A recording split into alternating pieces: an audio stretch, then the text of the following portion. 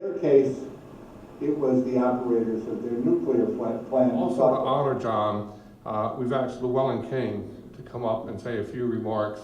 Llewellyn has known John for quite some time. They were very close.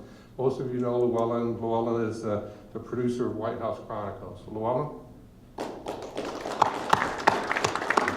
Good day. It is cruel and unusual punishment to have to follow John Rowe to talk about John Rowe. And I, of course, have taken note of that, and it will be in my score-settling book, which is in preparation. John Rowe and I met and came to the immediate conclusion that the best of human achievement, except for the invention of electricity, was the perfection of single malt Scotch whiskey. We also were of a common mind, and are of a common mind, that the sum of all human achievement is probably in a great bottle of wine from Bordeaux. This may surprise you, because he is a man of such eclectic interests. He is the product of a well-stuffed mind, and therefore a well-filled life. Not just in electricity, not just as an industrialist, and I use that word advisedly because that is the word that John uses to describe himself. He also is something of a maverick. He is understood, probably is better than any executive I have ever watched over a period of time, when to hold them and when to fold them. In New England, he embraced deregulation when it came along. We did a lot of close discussions about effects here and there. In Chicago, when he arrived, he realized that the utility had, as institutions do, become a little fatalistic, a little lazy.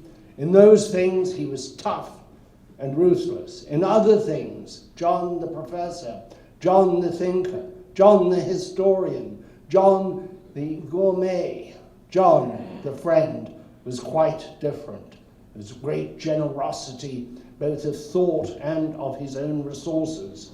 And what do you really say about a man who has invested his personal fortune in things as disparate as Byzantine studies?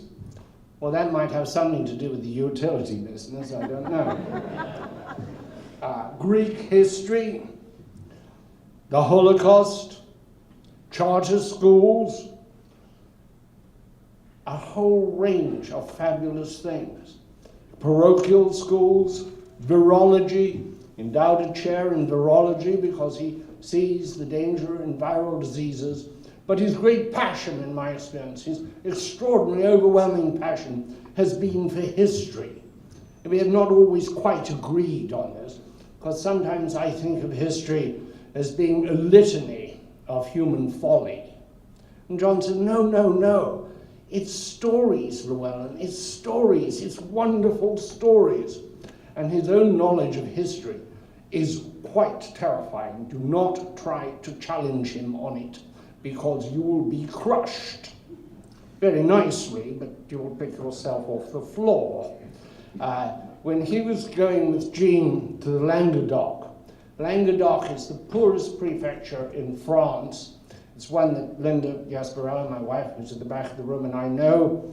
And it's a fascinating place historically, because the Knights Templar were there, the Cathars were exterminated there, and it was right on the edge of the Avignon popes at the time when the papacy was divided. So we thought, as they were going there, we would use some of our knowledge to brief him on what he would find. Well, of course, he knew a lot more about it before he went than we did after we'd come back. And it was like that with so many things. But it is this great diversity that is exciting to me about the man. A man who can be a superb industrialist, a great historian, and a fabulous humanitarian. There's a saying that there are two great lines in English literature, to some people's mind, and I won't argue with them. One is from Macbeth, which has nothing to do with John Rowe, at least I haven't raised the subject of the Scottish play. I'm sure he knows a lot more about it than I do. But that is, who would have thought the old man had so much blood in him? This is Lady Macbeth's comment after the murder of Duncan. It's simple. They're English words, short words, Anglo-Saxon words with tremendous impact. But the one that I apply, or would apply to John Rowe, industrialist, humanitarian, historian, gourmet, the one I would apply is the one that comes from somewhere else. It comes from Peter Pan, believe it or not.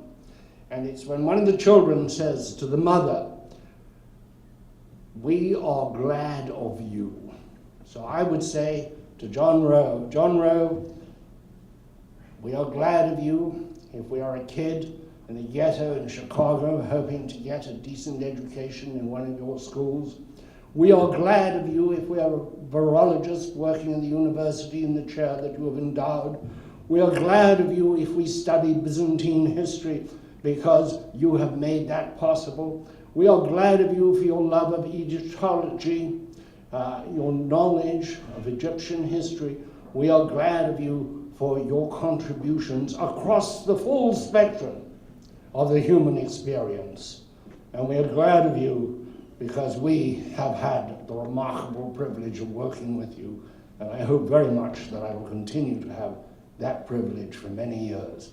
A very special man. Thank you.